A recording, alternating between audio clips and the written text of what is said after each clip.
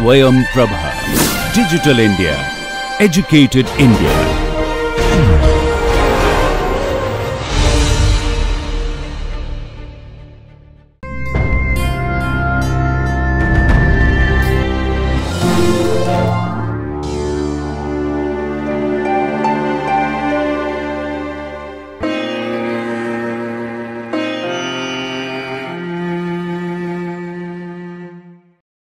Welcome to the session of the course Therapeutic Nutrition. This is the fifth module, that is Nutritional Management of Non-Communicable Diseases. This is the sixth lecture, and in this lecture we shall be studying about nutritional management of hypertension. I am Dr. Jaspreet Kaur, presently working as Assistant Professor in Government College for Girls, Ludhiana, Punjab, affiliated to Punjab University, Chandigarh. And this project is funded by DTH Swayam Prabha, MHRD, New Delhi. In the last lecture, we had studied about risk factors, etiology, clinical symptoms, and diagnosis, along with nutritional management of metabolic syndrome. In this lecture, we shall be studying about the risk factors, clinical symptoms, complications, and diagnosis of hypertension. We all have experienced heartbeat, and we can hear it more sharply with the help of a stethoscope. We hear two sounds. The first sound is lub and the second sound is dub. So the first sound, that is lub, it is known as systolic sound. It occurs when the heart contracts and pushes out the blood into various parts of our body. And it denotes the highest range of pressure that is measured as systolic blood pressure, and the units of the measurement are millimeter of mercury.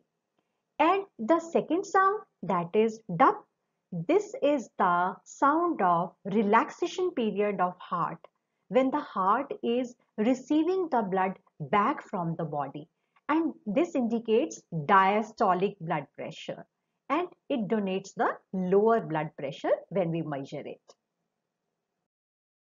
So every individual has blood pressure. All of us, we need it for survival because it has to be maintained at a constant level.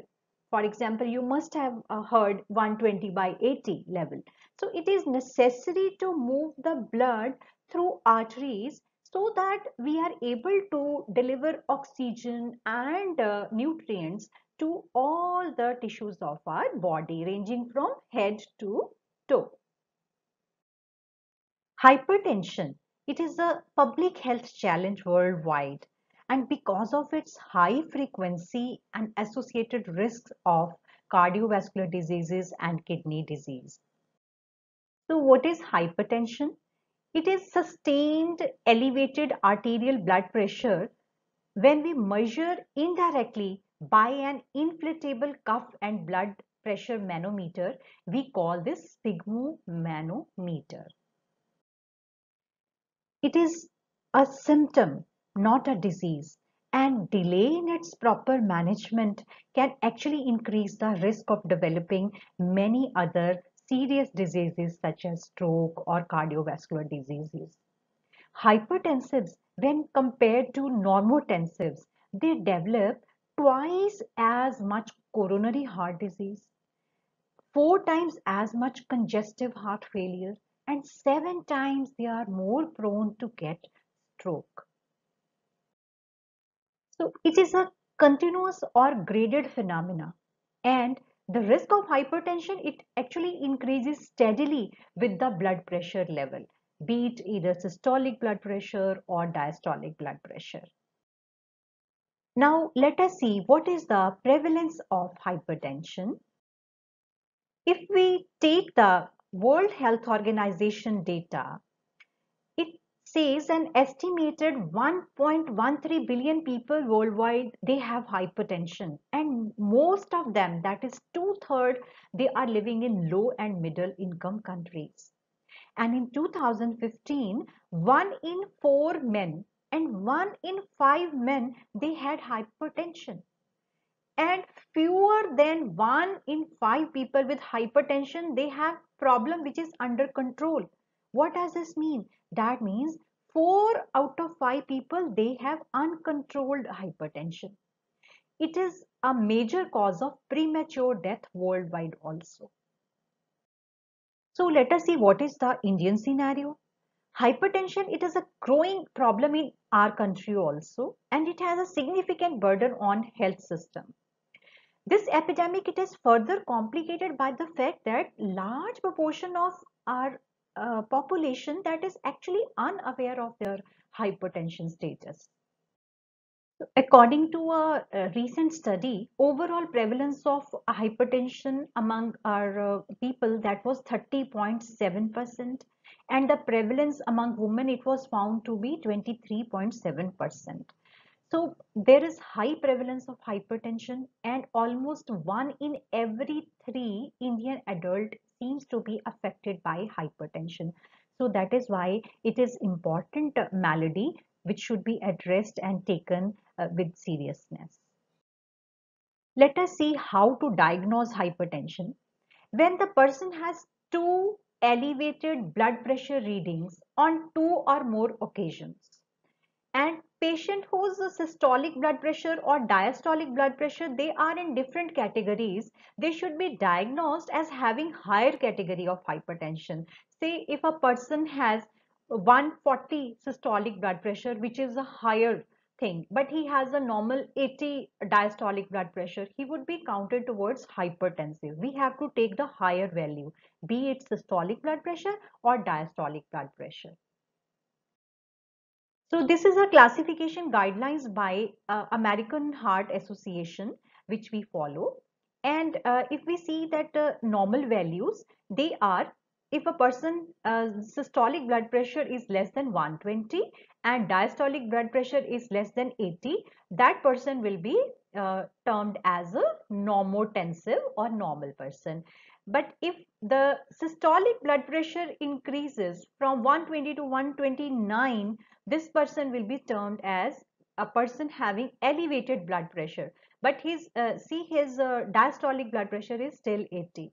So even this one increase in systolic blood pressure, that person has come into next category. And if the person's systolic blood pressure is 130 to 139 and diastolic is between 80 to 89, he has stage 1 hypertension. And if the person has systolic blood pressure more than or equal to 140 and diastolic is more than or equal to 90, he will be termed as stage 2 hypertensive. So this is another criteria that when to start the treatment. So these guidelines, they were given by Joint National Commission 8. So this Joint National Commission 8 is JNC criteria. They say if the person has the age of 18 to 60 years and he is having his blood pressure values which are less than 140 to 90, that means he is normotensive. And if a person is having 60 plus age, then his blood pressure that is anywhere less than 150 by 90, that is normal. Now, when to initiate treatment? When the person who is 18 to 60 years of age, his BP increases this cutoff value, that is 140 by 90. And for a person who is more than 60 years, once his BP value increases 150 by 90, when that threshold is passed, we need to initiate the treatment of hypertension. Now, second category is diabetic people, who could be all age groups, irrespective of their age, whether he is 16 or 60, all races, and who are without any kidney disease. Again, the value is same. 140 by 90 is the cutoff criteria. Once it crosses that, we need to start treatment in diabetics. Third category is chronic kidney disease. If a kidney disease person, he is having 140 by 90, more than 140 by 90, it would be, even if the person is of any age, any race, or he is with or without diabetes, irrespective of all the disease conditions.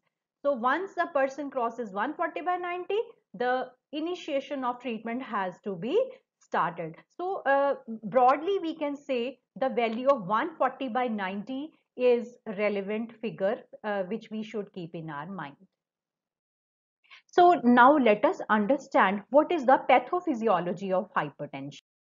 Blood pressure, it is a function of cardiac output.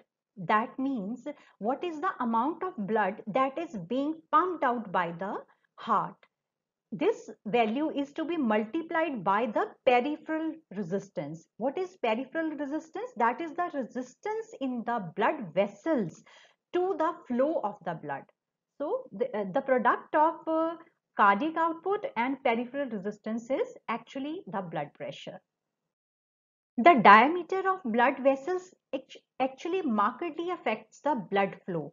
When the diameter is decreased, such as in atherosclerosis, we shall be studying about this disease in the next lectures, the resistance will increase and the blood pressure will increase. And conversely, when the diameter is increased, that means the lumen has become bigger, as in vasodilator drug therapy, when we are taking certain kind of medicines which will actually lower the resistance and BP will be lowered. And many systems, they actually maintain the homeostasis of our blood pressure. So what are these two systems? The first is systemic nervous system.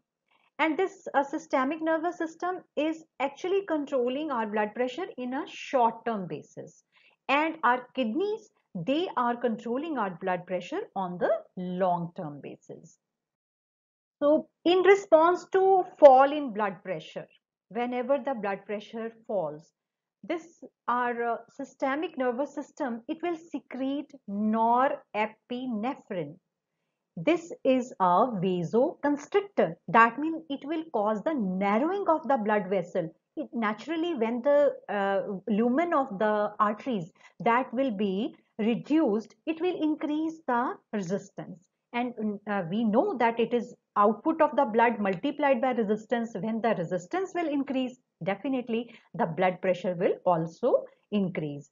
So this vasoconstrictor will act on small arteries and arterioles, and they will increase the peripheral resistance and the blood pressure will rise. Now, how kidneys they manage? They regulate the blood pressure by controlling extracellular fluid volume, the amount of water which is present outside the cell, and they will secrete renin.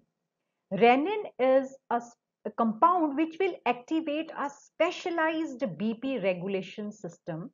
We call it renin angiotensin system. Renin angiotensin system. And when these regulatory systems they falter, the blood pressure develops. So in people who have hyperactive sympathetic nervous system, a stimulated renin-angiotensin system, or a low potassium diet, or use of certain vasoconstrictors such as cyclosporin, or certain ischemic or arterial changes, they can actually increase the resistance and the blood pressure increases. As you can see in this picture, whenever there is more resistance, there will be more pressure. So let us see what are the risk factors of developing hypertension.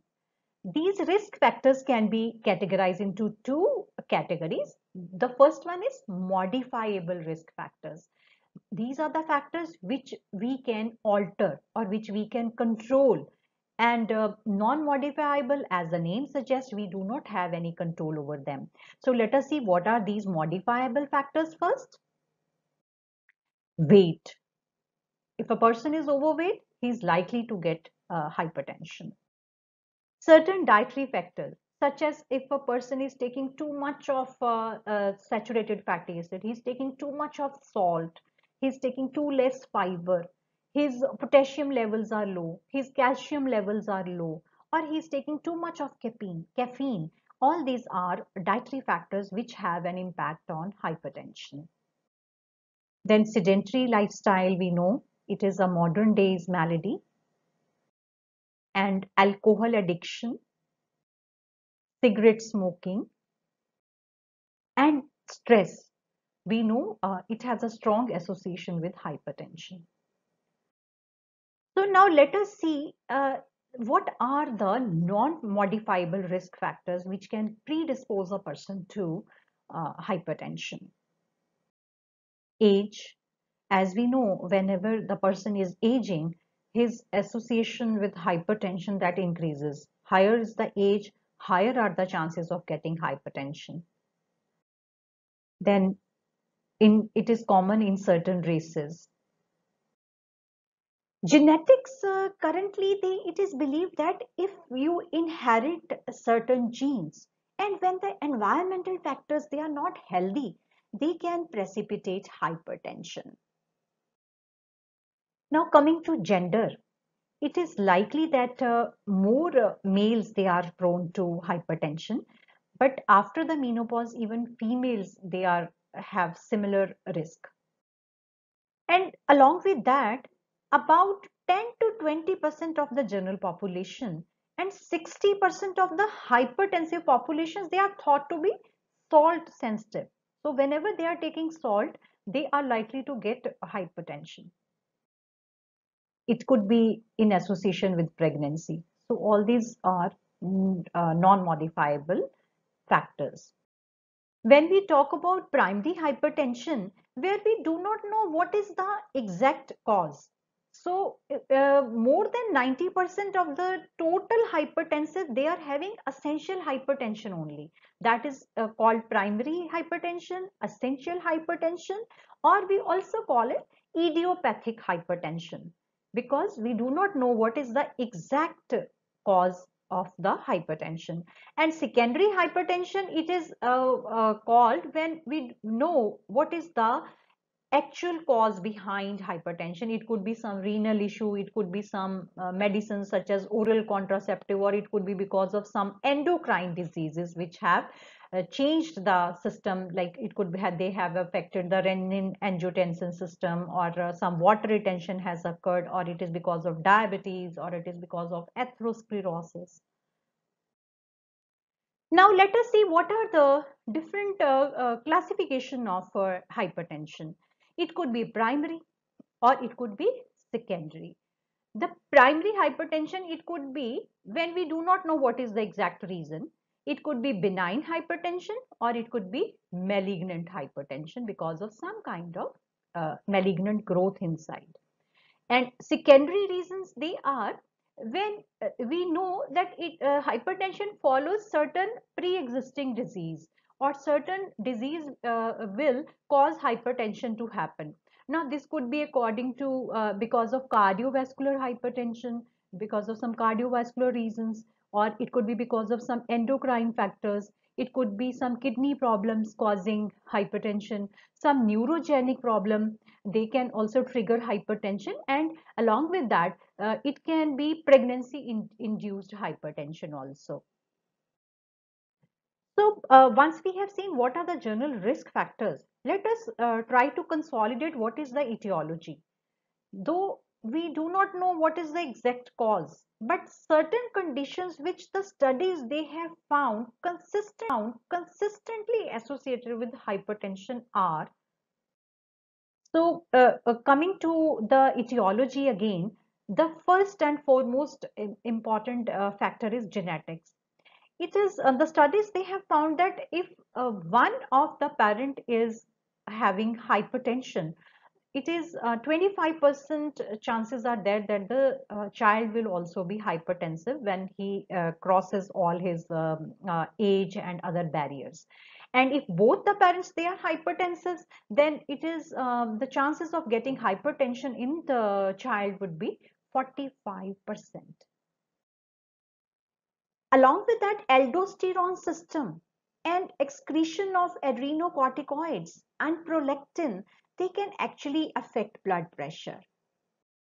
Higher level of insulin in the blood of obese people, it is a susceptible cause, as it can cause sodium reabsorption by the kidneys, and this will bring back the sodium in the blood.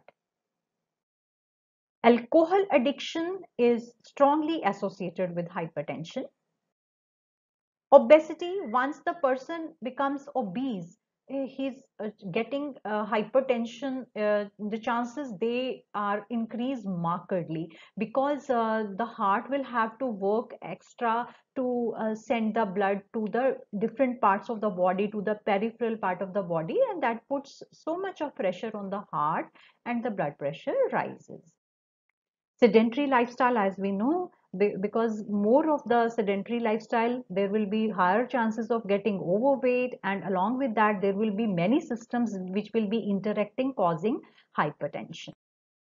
Diabetes, it is a strong associated factor, and certain hormonal changes, especially thyroid or any other hormonal changes which will affect the renin-angiotensin system, they can cause hypertension.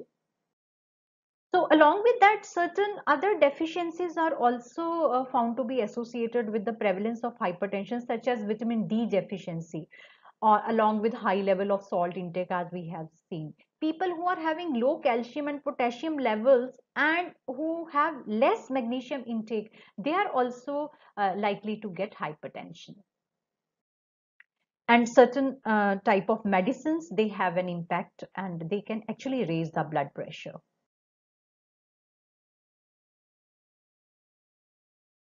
Hypertension can be damaging in two ways. First of all, it will increase the workload of the heart. And secondly, it will have an effect on the arteries. The increased workload of the heart, that will cause hypertrophy. So that means increase in size of the tissues of the cardiac muscle, especially the left ventricle, that will continue to beat against the high blood pressure, and this will result in enlargement of heart. And as the hypertension becomes severe, the heart becomes weaker and weaker, and the high blood pressure, it causes coronary sclerosis. That means the hardening of the blood vessels, and the hardening is in the innermost layer of the artery, that is known as intima layer. Once the damage occurs, the endothelial cells, the internal cells, they will swell, and the smooth muscles below, they will get affected, and atherosclerosis will happen.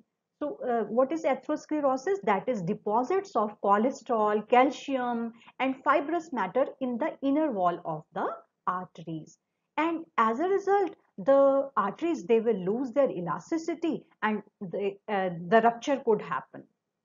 The deposits which are there in the internal wall, it may actually protrude, and the lumen will definitely, the area of the lumen will be decreased, and this will cause roughness of the surface also. So this can lead to formation of a clot, we call it thrombus, and it will damage many organs. So the possible complications associated with hypertension are many. So let us discuss. Prolonged hypertension can lead to severe complications where it will cause enlargement of heart. Especially this condition is known as left ventricular hypertrophy. That means higher increase in size of the ventricle of the heart. And it can lead to coronary heart disease. And if it is not treated, it can lead to heart failure also. Just like heart, it can cause hardening of vessels of the brain also. And when this happens in the brain, it can lead to transient ischemic attack. Just like we saw heart attack, it can cause attack on the brain cells also, and it can lead to stroke. We call it paralysis. As it is damaging many vessels, when it actually damages the small vesicles of eyes, it can lead to retinopathy, and it can affect the peripheral part also, so it can lead to peripheral vascular disease, and it has a strong impact on the renal cells, and it can lead to renal failure also. So coming to the symptoms, although hypertension, it does not show any visible symptoms, that is why it is known as silent killer. But some of the symptoms, few persons they can feel are headache. It could be faint, it could be a little severe also. So many of persons they can feel little breathlessness, or at certain times certain people they will feel that they are feeling dizzy.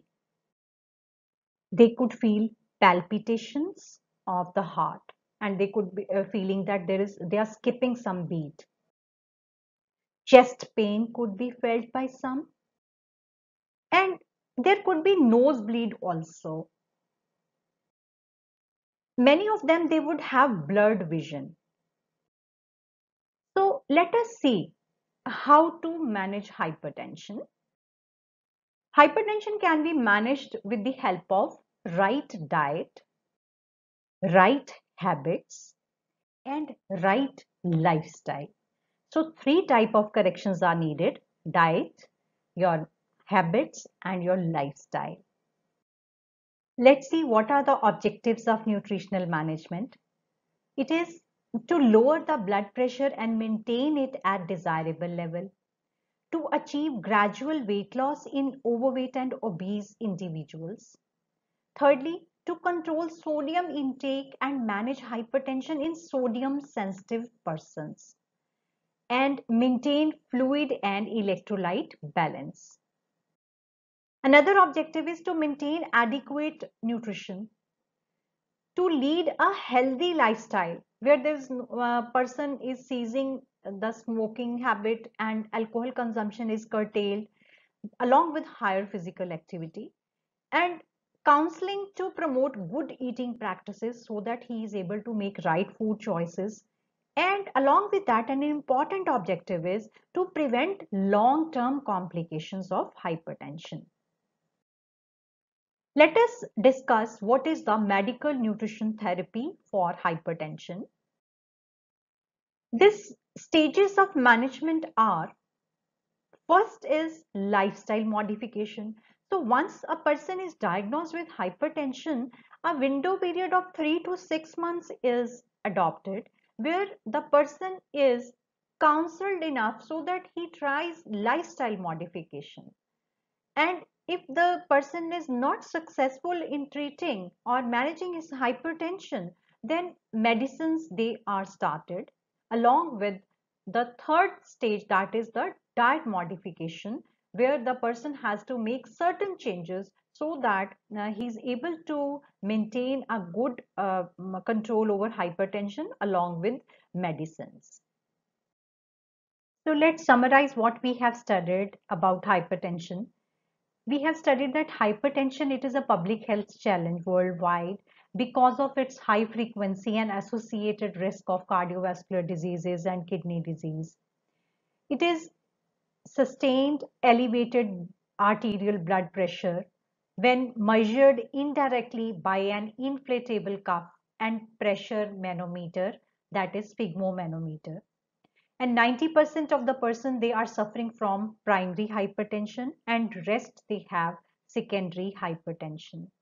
The exact cause of hypertension it is non known, but these conditions which are highly associated with hypertension are certain risk factors such as genetics, then advancing age, gender, dietary habits, lifestyle, then obesity, along with certain diseases. They can actually cause hypertension. Many a times hypertension does not have any symptoms. That is why it is known as silent killer also. But common symptoms associated with hypertension would be headache, dizziness, or some of persons they would feel blurred vision. There could be pain in the chest. They would feel palpitations, or there could be nosebleeds also. Hypertension, it can be damaging due to two effects on the body. First is it will increase the workload on the heart, and secondly it has effect on the arteries, and it can actually affect the arteries of various parts of the body, such as it would affect heart, it would affect brain, kidney, eyes, and it can actually very badly affect peripheral arteries also. So the management of hypertension would involve dietary changes, change in habits, and lifestyle. And we studied that excess calories through fat and carbohydrate that should be reduced so that the weight is maintained. In the next lecture, we shall be studying about nutritional management of hypertension. Thank you.